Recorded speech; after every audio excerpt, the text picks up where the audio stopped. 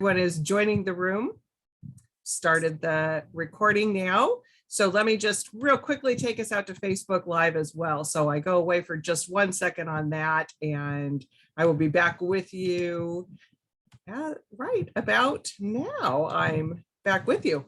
So hello, Brad. Hello, Sean. Hello, David. How are you all this? I guess it's afternoon here. You're still in the afternoon. You're in Colorado Springs, David? That's right. It's getting on dinner time. Getting on dinner, cocktail hour or something, right? That's it. It's the cocktail hour. I digress. So it's wonderful having everybody here. As I mentioned, we are live on Facebook now. We are also recording this session, so it will show up on our YouTube page as well. So if you have to step away, there's lots of ways for you to come back in and see the conversation if you miss anything. And for those people that are coming in late, I will be chatting with them in the comment section to let them know that they can pop back in and see the recording there too. Just real quick for everybody who is joining us on Facebook and on in the webinar here with us, there's a way for you to participate. David and Brad are going to have a conversation for about 35 minutes, and then we'll open it up to questions from both audiences here in the webinar and on Facebook. If you're on Facebook, go ahead and put those in the comment section, and I'll feed those into Brad. And if you're on the webinar with us, if you scroll over your screen, you're going to see a Q&A button down there. Go ahead and put your questions in there, and we will get those to Brad as well. And some of you have already purchased the book with us, and we will be shipping that out to you tomorrow. But I'll also be putting that link into both the chat and the comment section of Facebook. If you're watching on YouTube later, just go to warwicks.com and type in alpha, and you can order that from us. But as you see in our sign, 1896, for those of you that are I'm not a good math person, but that means we're celebrating our 125th anniversary this year. So Warwicks is quite the institution here in San Diego. So if you're in the area, we would love you to stop by, but also you can get books from us any way there is to get a book. You can get it from Warwicks.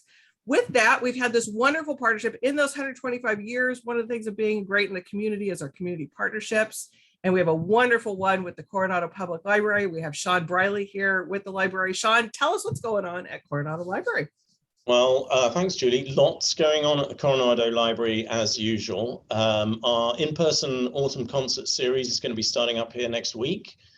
And next month, we're going to be doing some events around the book Rising by Elizabeth Rush, which is about sea level rise. And that's going to culminate with a visit from the director of the Scripps Center for Climate Change Impact.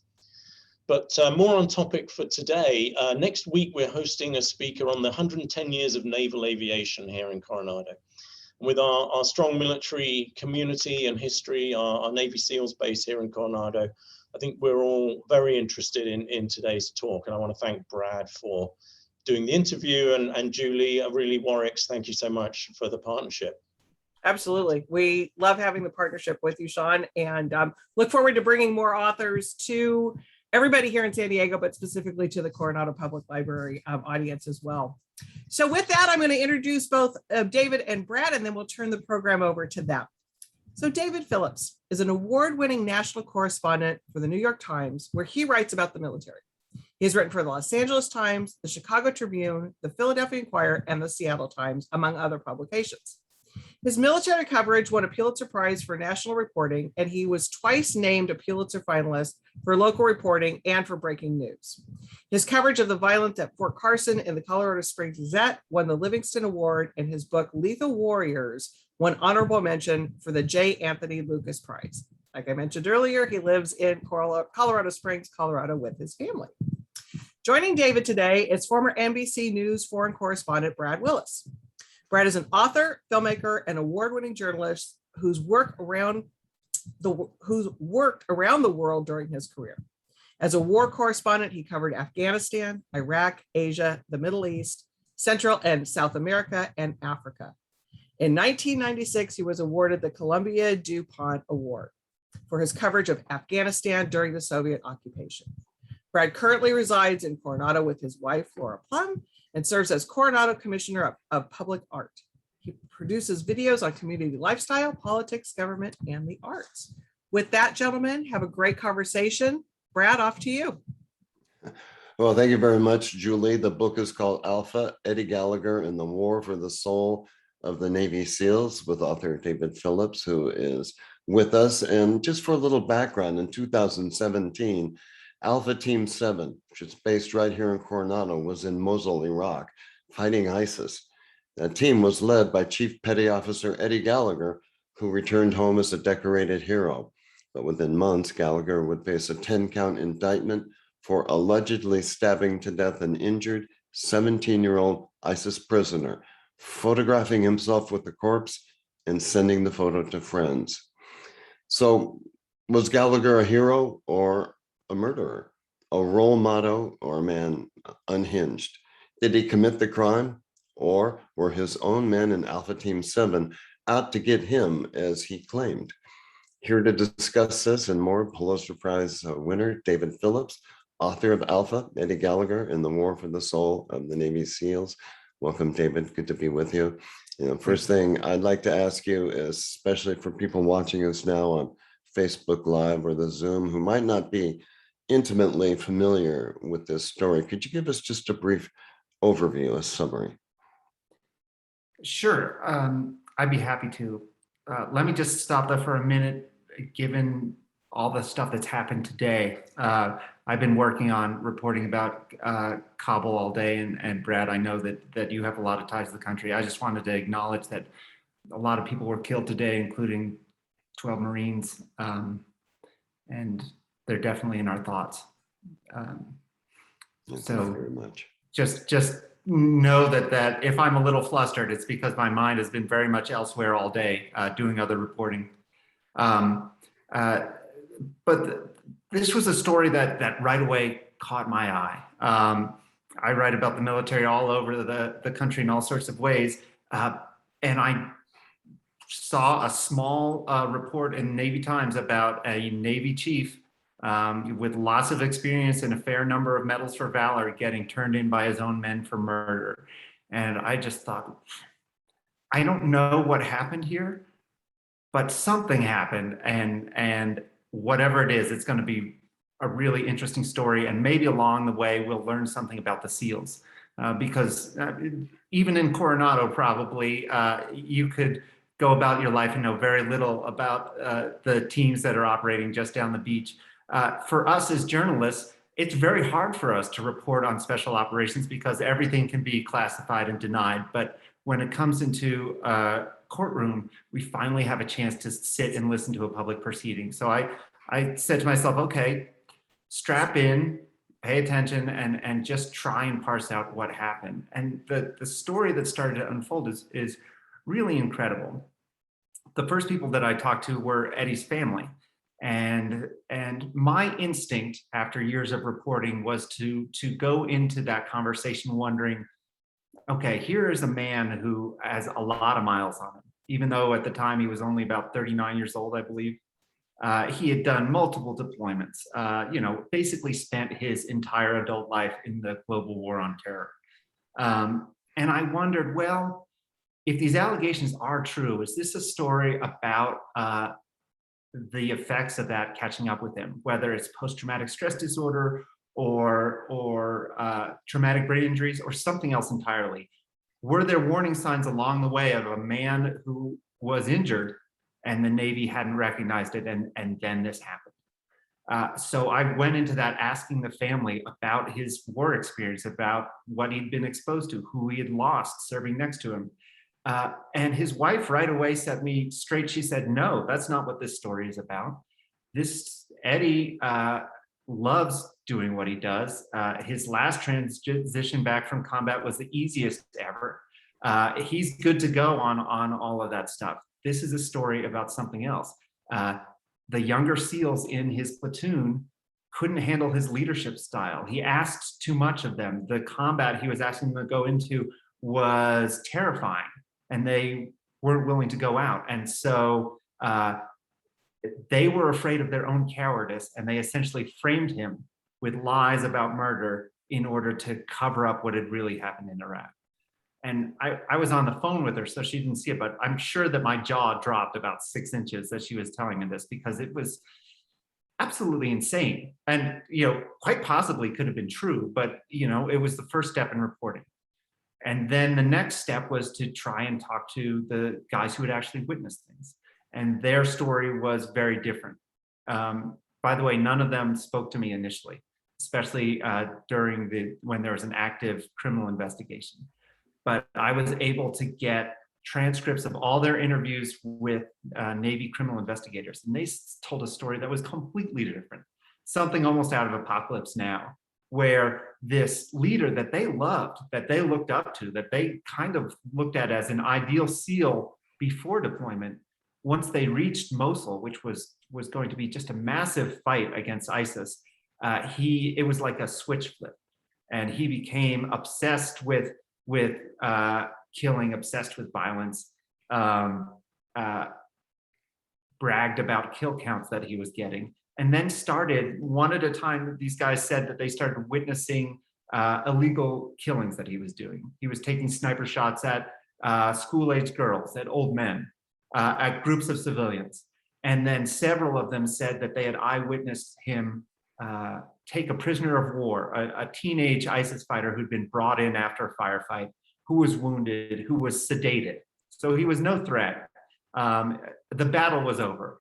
And in cold blood, 3 of these guys told authorities they saw their chief take out a knife and stab him to death, in the neck. That fighter was lying on the ground at that time, wasn't he? He wasn't up and walking around. That's right. They had given him ketamine, so he was not just lying on the ground, but essentially comatose. And so that started things. They eventually reported that to Navy criminal authorities, and this huge court-martial march launched that got attention of most of the country, including the president, and really tore this platoon that had been tight-knit, really one team, completely apart. David, I want to interject here. You mentioned that this is a story like Apocalypse Now, rather than a piece of nonfiction. And I felt the same way when I was delivered the advanced copy of the book in preparation for this interview with you. And I couldn't put it down. I had a lot on my plate at the time. The first paragraph of your book, I was so transfixed, I just stayed with it for 2 days and read it from start to finish. And it does absolutely read like something that is fictional. And what you've just described to us is that we had completely different stories, and they couldn't both be true. His men betrayed him. They couldn't handle what a great leader he was. Eddie did it. And in covering the trial, were you able, and in going over the information afterwards, were you able to come over to any side and understand which of those narratives was more likely to be the truth? So, and important to note that a jury decided that he was not guilty of murder, not guilty of attempted murder, not guilty of all but one of the counts that he was accused of. And that was essentially appearing in a photo with the dead body of this ISIS fighter. So a jury did not believe that he was guilty. What I found as I started to look at the evidence and talk to the witnesses, and I was able to see evidence that the jury was never allowed to see, I saw that honestly, it wasn't much of a whodunit, to be honest. There was a text message where Eddie Gallagher, before deploying, said that he wanted to take his knife and stab it into someone's skull. There were 3 witnesses who said that they saw him stab somebody to death. Shortly afterwards, he took a photo with himself and the murder weapon, or the alleged murder weapon, and the victim. And then a few days after that, he texted that photo to one of his SEAL friends saying effectively, hey, I killed this guy with my knife. So in terms of a mystery, it's not exactly Sherlock Holmes. It's not even Murder, She Wrote. And there was a larger mystery for me, which was that there sort of seemed to be a cultural whodunit. Why would you do this, first of all, as a chief? How would a chief who would do this get into that position? And then why did these guys who saw it have so much trouble actually getting somebody to do anything about it? You said that he was acquitted by a jury, But isn't the reason for that one of the most startling and unexpected moments of this trial, that the prosecution had given many of the men who were on Gallagher's team immunity from any sort of prosecution in return for them testifying. And then one of the men went up and testified for the prosecution. And because he had that immunity, he said, no, Gallagher did stab him with a knife, but it didn't kill him. And I cut off his breathing tube and asphyxiated him. And that the whole trial just unraveled right there. It was a shocking moment. So if I had written fiction and come up with that scene, it would have seemed a little like trite. Come on, that type of stuff doesn't actually happen. It's like something out of a primetime court show. But it actually did happen. Not only a witness, but basically the witness, the most central eyewitness to this stabbing, and a medic who had the expertise to describe what actually happened, changed his story. Multiple times he had said to authorities, I saw my chief stab this captive in the neck. He did it 2 or 3 times, and then he got up and walked away, and the captive died. But when he got on the stand, he said, I saw him stab the captive once, but I didn't see any blood, and it wasn't a fatal wound. This guy continued to live and would have continued to live, except that I covered his tube and I killed him. And there was just like total shock. And you're right, after that, I mean, there had been problems with the prosecution completely independent of that, but after that, they never lost their footing, or they never regained their footing. In fact, there were several other witnesses that they had planned to call that they just tanked because they were afraid of what they would say. Now that testimony you're talking about came from Special Operator First Class Corey Scott. As you were writing this book, has he agreed to talk to you at any point, or has there been no communication? So no, I tried multiple times to talk to him, and there were a number of people in the platoon that wouldn't talk to me, although I was lucky to talk to a great deal of them. As far as I know, the only people he's ever talked to about this are a couple members of the platoon, maybe some other close friends, but he's never said anything publicly. Some of those members of the platoon, when he reached out to them, he basically tried to frame it to them as a win-win. You know, look, we got Eddie out of the Navy, but he didn't have to spend the rest of his life in jail for killing an ISIS fighter. So isn't that the best outcome? And a lot of these guys just looked at him like, you're crazy, man. They really felt betrayed. Well, I know, knowing over the 30 years I've lived in this Coronado community, I had the honor of knowing quite a few Navy SEALs in my social life. And I know that this has just driven them apart, especially when this all happened, and that there were 2 camps, basically, who were supporting Gallagher or who didn't want this injustice they felt to happen, and they thought that the SEALs needed to be brought back to their integrity, and the story had to be faced and it had to be dealt with. Did you see that same kind of bifurcation in the community?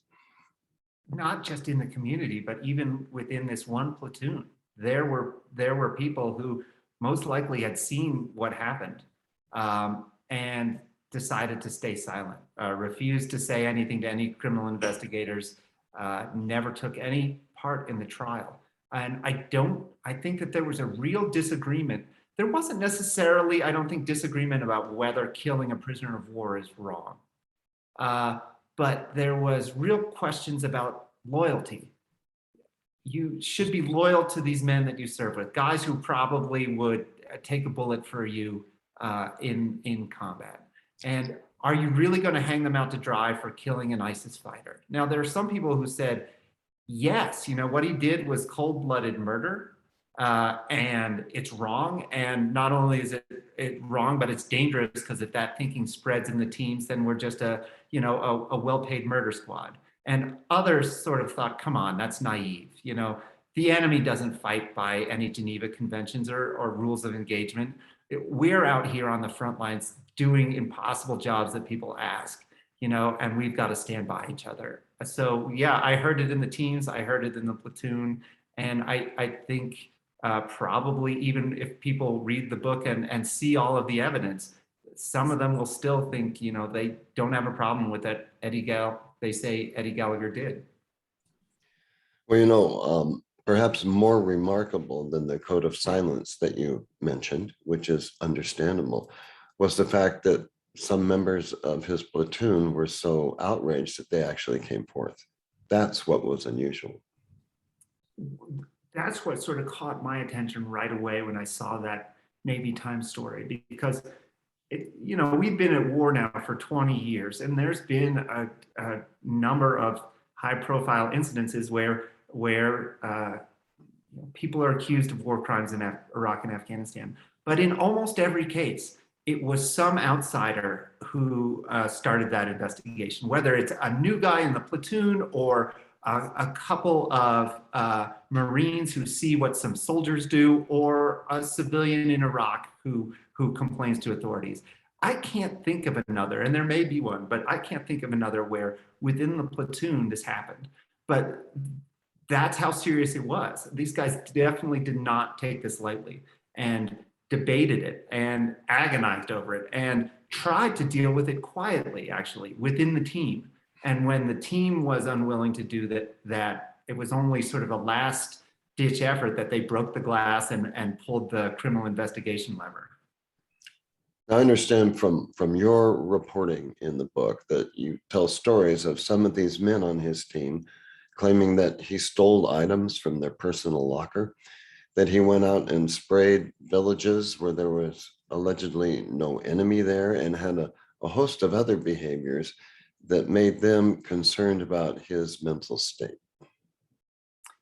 Yeah, what's interesting is when they got to Iraq, he started acting very strangely. He essentially, what they say is he abandoned his role as a chief, which is sort of a strategist. You could think of it as the coach of the team, calling the shots, telling the players where to go. He abandoned that and essentially spent all his day on a sniper rifle, let other people do the planning and execution of other stuff. And to them, that was almost as if the coach of the team had put down his clipboard and gone into dunk. They thought it was unprofessional, strange, and it went on from there. He would come down each day from these sniper hides, claiming that he had shot 2, 3, 4, 6 different people, continually keeping track of this mounting body count. And the other snipers would report back, hey, look, yeah, he took a lot of shots, but I didn't see anything. It looked like he was shooting at nothing. And so initially, a lot of these guys thought that they just had a boss who was a bad dude, but not necessarily a murderer, that he was making stuff up to aggrandize himself, or had a screw loose and they didn't know what. And it kind of became a joke, something they would quietly chuckle about, because they can't openly confront the boss. But all of a sudden, not all at once, but people in the platoon started seeing him connect with his targets. And they started seeing targets that they didn't believe were, combatants, old men, young girls. And when you say realized, connect with his targets, excuse me, when you say connect, that means shoot them. I right? mean, shoot them. Yeah. And they started saying, wait a minute, maybe he's not making everything up. Maybe this isn't just him aggrandizing himself. Maybe this is something much, much more dark. Mm-hmm. Now, I'd like to look for a moment here at a bigger picture that came out of your book as well. Your subtitle is The War for the Soul of the Navy SEALs, because eventually the brass of the SEALs got involved, brought into this whole thing, as did the administration of the former president of the United States. Is that war for the soul of the SEALs still going on? And how do you think it might be resolved if it is still going on? So I would describe that struggle this way. I first saw it when the members of the platoon went to, or say they went to, the platoon's commander, a young lieutenant, and they reported this. And he apparently buried it. He never reported it up higher the chain. So in frustration, they went to the next step up, a lieutenant commander, and they reported it to him. And what they told investigators later is they saw the same thing. This guy was a friend of Eddie. He'd known Eddie for more than 10 years. He deployed with Eddie to Afghanistan. And the ideas of brotherhood and covering for your buddy seemed to trump any, allegations of murder. And that was really interesting to me. And I wanted to know where it came from and how far it went. And what I found was that the SEALs have really struggled with a subculture. And I'm not saying it's most of the SEALs at all. It's probably a very small group of people, but a subculture of guys who think that the rules of engagement are a hindrance, are naive, and that as the elite commandos who are asked to do some of the most difficult work, they're going to do things that no one's going to ask about and they're not going to tell about, but it's just accepted because they're real warriors fighting a dirty war. Now, there are other people in the SEALs that think that this is just madness, that it's murder, that it makes us no different, or makes the SEALs no different from, say, ISIS. And those two groups, they've never really ever, no one's ever gained the upper hand. There's this cultural struggle. There are these guys that think, do what you got to do, cover for each other afterwards. In the book, I called them the Pirates, but certainly it's not a membership organization with a real name. And there's others who are always trying to get that element out. And especially when you have several years of pretty chaotic combat like we had in Iraq and Afghanistan, it's very hard to clean things up. There's a lot that goes on and that can take hold. And so I think that struggle is real and it is going on. To what extent? It's really hard to answer because there's never been any real formal effort to investigate it by the military and try to report back on the size and the shape of the problem. A question just popped up on our Q&A here on this Zoom that speaks to exactly what you're saying. So I'm going to bring that question in now from Robert Hunt. What about the atrocities committed by the enemy? Sure. And that is something that we heard over and over, not just in the platoon. And I think Eddie has said that this guy would have done the same to us. But that was discussed a lot in the media when this case was coming in, this guy was fighting against us, trying to kill us. And then 5 minutes later, when he's a captive, like we're supposed to treat him nicely. And I think that the short answer of professional warfighters is yes. We don't kill prisoners of war. During World War II, we captured tens of thousands of Nazis and brought them back to prisoner of war camps here and treated them under the Geneva Conventions. It is really fundamental to who we are, and it was a huge motivator for the men in the platoon that turned him in. It's not something we do. Yes, it's certainly something the enemy might do, but that's exactly the point, right? Then imagine how you would feel if Eddie Gallagher had been injured on the battlefield and had been brought back to a building that ISIS controlled, and then their platoon commander, while he was incapacitated, stabbed him to death. How would we judge that ISIS commander? And I think that it's only fair to judge someone who did something on our side the same way. I think even one of the prosecuting attorneys during the court martial that you covered said that this story, I think he called it manna from heaven for ISIS, because it gave them exactly the propaganda tool that they wanted to tell the rest of the world, look at how bad America is. And they are not what they're claiming to be, and this is what they really are. Well, and I think within the SEALs, there's real conflicting emotions about this story. I mean, even if you agree that what Eddie was accused of doing is wrong, there are people that think that type of behavior has absolutely no place in the SEAL teams, and yet are dismayed that it's being talked about publicly and is bringing discredit onto the teams, because these guys in the teams work really hard, are proud of what they do, and do things that are really difficult. And I think that they want to protect their organization, which is understandable. So that, there are a lot of people who would have rather kept it quiet.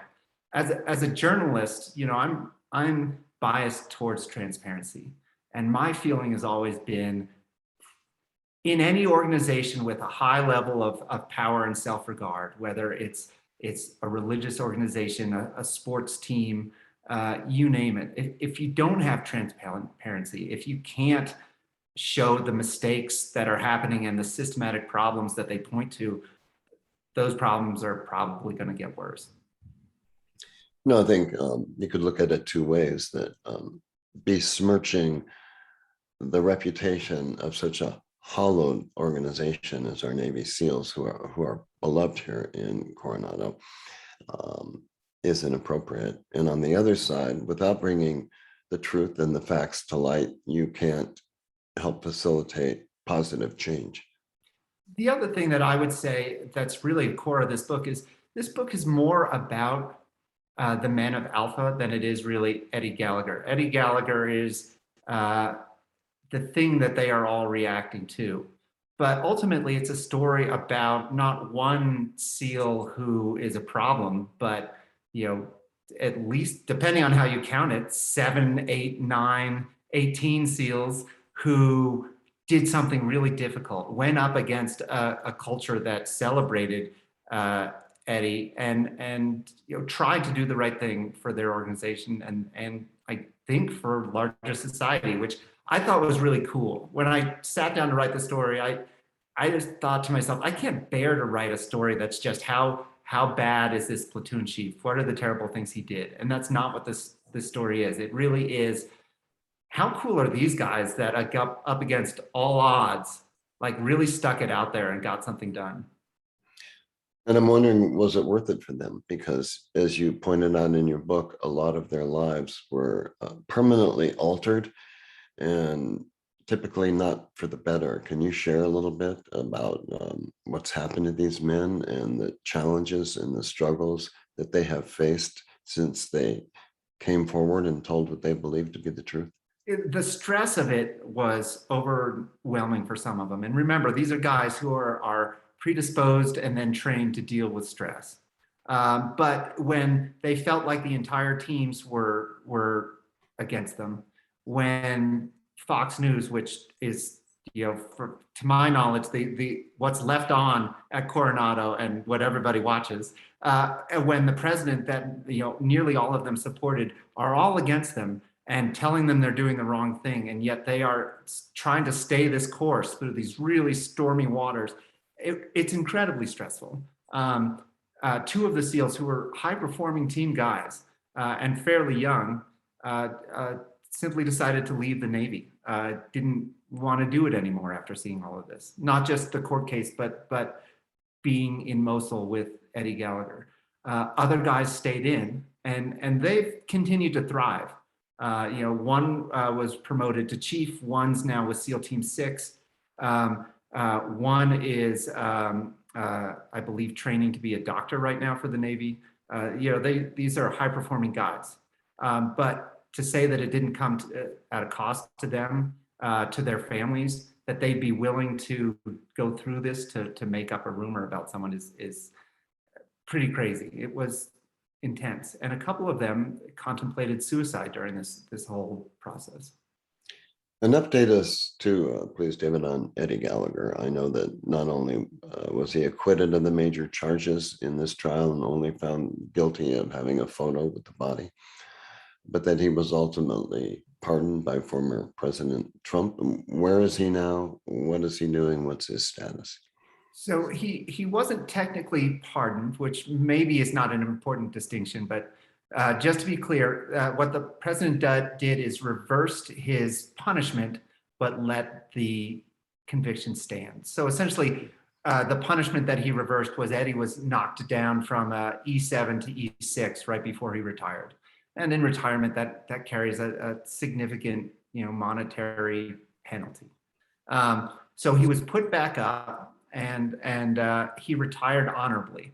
Retired honorably, despite the fact that Navy Special Warfare, I think, really wanted to kick him out for other misconduct, all sorts of other stuff that he did that he had never been charged for. He retired honorably. He moved to Florida with his wife and his family. He has 2 stepkids and a son who's maybe about 10. And now that he's there, he's kind of being a post-war crimes trial influencer. He had a big following that he developed during the trial, and now he uses it basically to endorse different products. Coffee, T-shirts. He has a customized set of brass knuckles he's selling right now. He's just written a book where he really spares no insult against the SEALs who testified against him or a lot of the leadership. I don't know where he'll go from here. I guess we'll see. But he certainly hasn't expressed any remorse about it, for sure.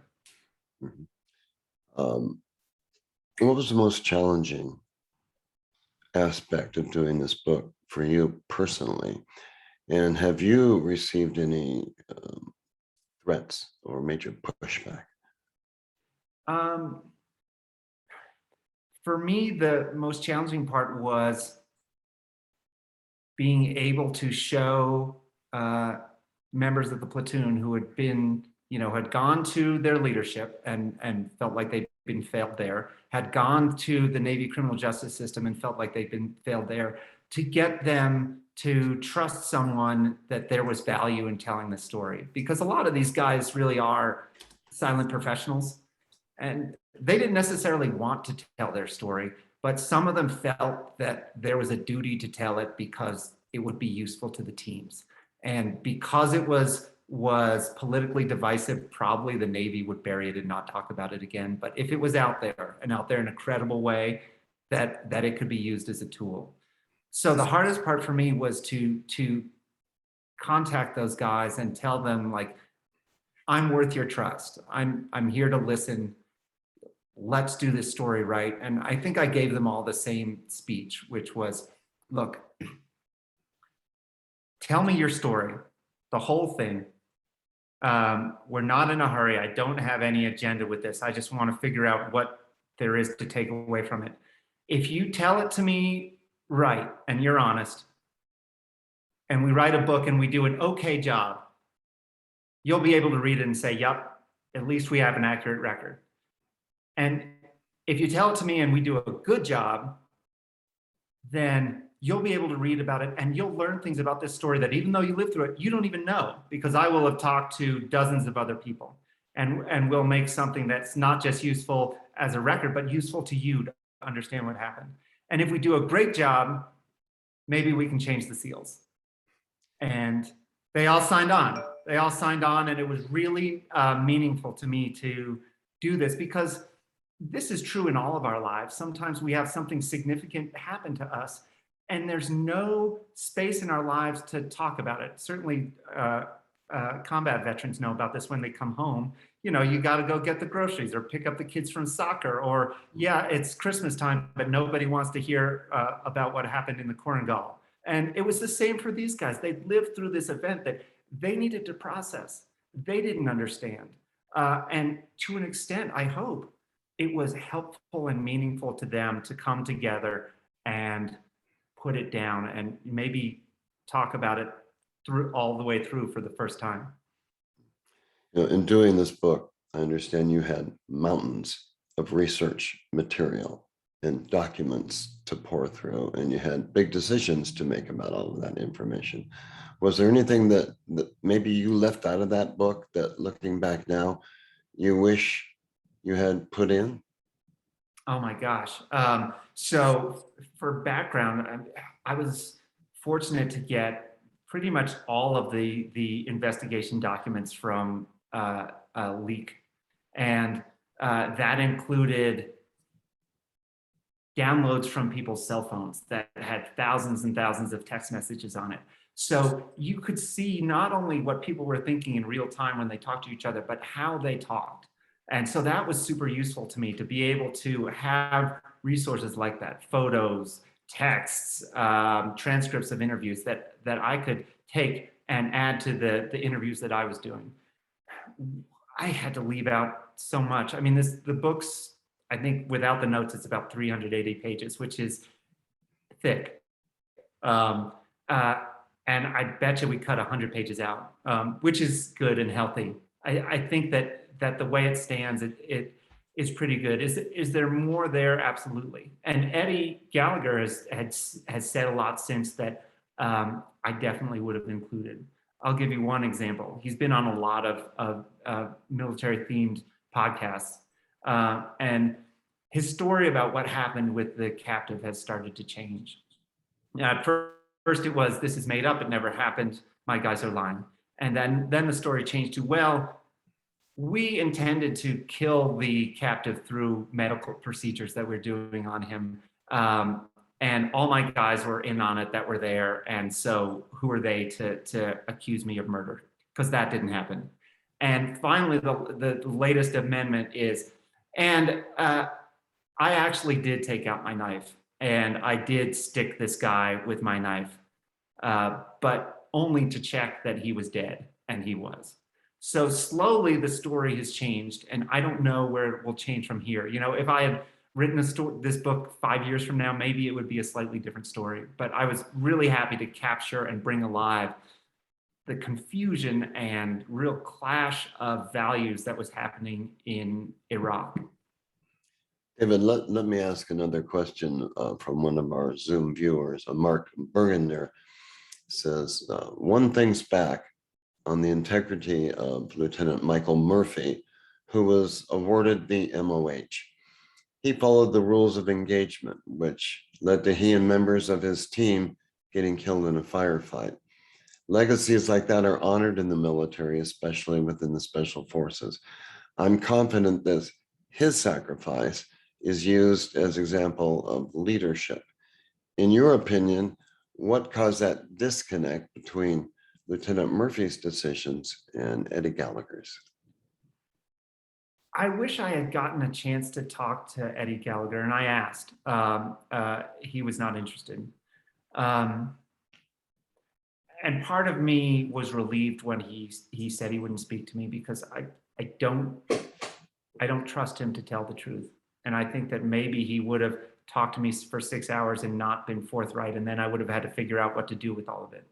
So where does a motivation like killing a captive come from, you know, or claiming to have kills that you don't, or shooting at people that you shouldn't? You know, there's all sorts of people in the SEALs who looked at this and kind of shook their head. And there are others that explained it to me that there are some guys that just get interested in killing, you know, independent of anything that else is that it's going on. If you think about it, you know, we've been at war for 20 years without victory. And in the absence of victory, these guys had to redefine what winning was. And there were some people, this small subculture, that defined it in terms of killing. You know, how much did you get? What did you do to the enemy? That's status in certain corners of Coronado. And I think that culture was something that maybe he was you know, trying to climb. I would think, as you said, and I'm glad you did, that's a small subculture. The majority of the SEALs here in Coronado and elsewhere are people who follow a military ethic and are people who do our country proud. And I really think that's the big story here, is like the easiest thing that the platoon could have done is say nothing about what they saw. Say nothing about what they saw and just walk away, get a nice write-up and recommendation afterwards, and move up with their career. But they cared enough about the organization and what they felt was right. They saw even a small, you know, even if it was one actor, they saw him as dangerous to the teams. If you say nothing, he moves up, he gets promoted, he gets put in charge of more people. And that could be disastrous to the teams. And they loved the team so much that they were really ready to put it all out there. Many of these guys, when they went to Navy Criminal Investigation Service and talked to the special agents, thought that they would be jailed as part of this investigation. And they were willing. They were willing to make that sacrifice for the organization. And that's perhaps why you said that was the bigger element of the story, that it's a story of courage on behalf of these men and not just about Eddie Gallagher. I thought that was way more important. When I started to do the research, what I found myself, Brad, I don't know if you're the same way, but my friends and my wife are the people that I bounce story ideas off of. And that's sort of my first draft. And when I was looking through all these documents and talking about the story, what I found myself talking about was more the moral dilemma that these really young guys were caught in, and how they had to try and figure out the pathways out. And not all of them chose the same way.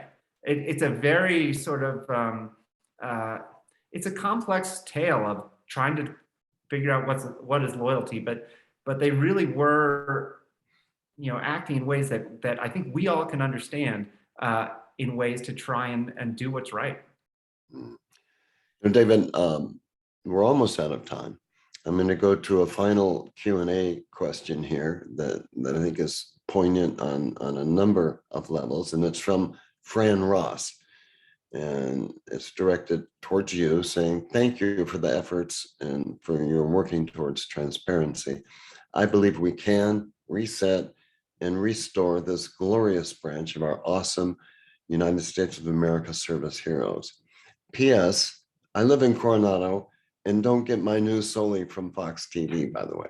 Guardian and BBC are actually my go-to these days.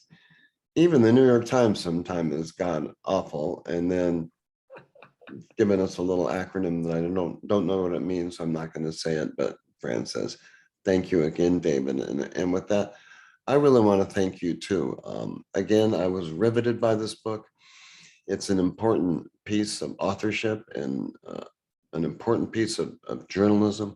I'm sure we will hear more about this as you unfold this book. And I just wonder if you have any final comments today. Just say that I would suspect that there's a lot of SEALs from the San Diego area on today, and maybe even some folks from the platoon. Probably best thing to say is thank you to you guys. I mean,